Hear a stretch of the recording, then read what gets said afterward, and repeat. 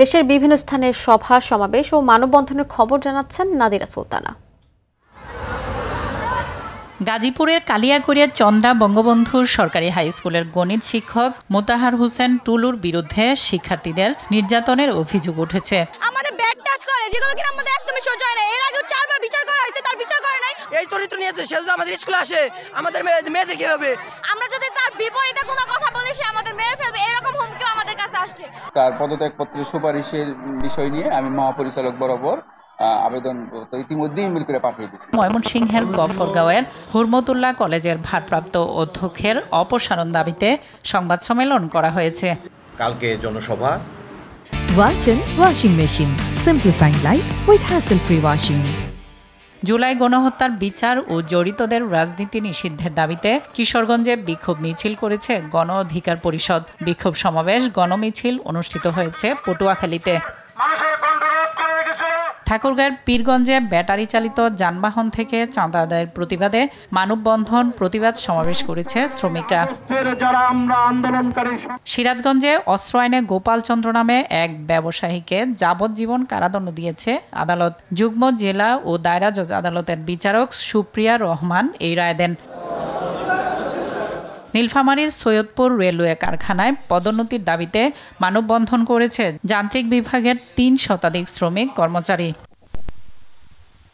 হিমাগারে আলুর সংরক্ষণের ভাড়া বাড়ানোর প্রতিবাদ সহ 4 দফা দাবিতে রংপুরের সড়কে আলু ফেলে বিক্ষোভ মানববন্ধন করেছেন আলু চাষিরা।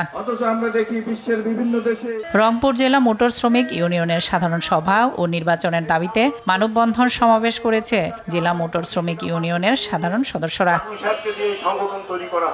কেন্দ্র ঘোষিত বিএনপির সমাবেশ সফল করতে ময়মনসিংহের সংবাদ সম্মেলন লিফলেট বিতরণ করা হয়েছে।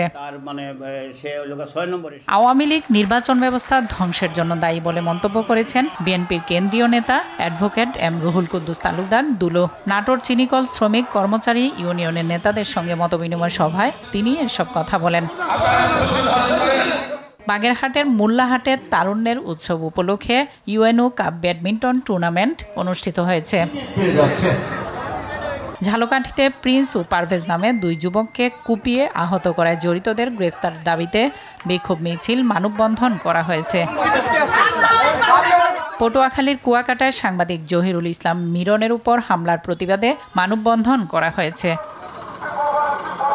বরিশালের রিপোর্টার্স ইউনিটির প্রতিষ্ঠাবার্ষিকীর অনুষ্ঠানে উপস্থিত ছিলেন বিএনপির চেয়ারপারসনের উপদেষ্টা মজিবুর রহমান সারোয়ার। তারেক রহমানের 31 দফা বাস্তবায়নে টাঙ্গাইলের ঘাটাইলে সমাবেশ করেছে বিএনপি। পটুয়াখালীতে বাংলাদেশ আনসার ও গ্রাম প্রতিরক্ষা বাহিনীর সমাবেশ অনুষ্ঠিত হয়েছে। র্যালি পথসভার মধ্য দিয়ে দিনাজপুরের ঘোড়াঘাটে তাঁতি দলের প্রতিষ্ঠাবার্ষিকী পালন করা হয়েছে। সমাবেশের সম্মানিত সভাপতি ব্রাহ্মণবাড়িয়ার আখাউড়ায় সুবিধাবঞ্চিত মেধাবী শিক্ষার্থীদের মাঝে শিক্ষা উপকরণ ও শিশু খাদ্য বিতরণ করা হয়েছে। নাদিরা সুলতানা, RTV।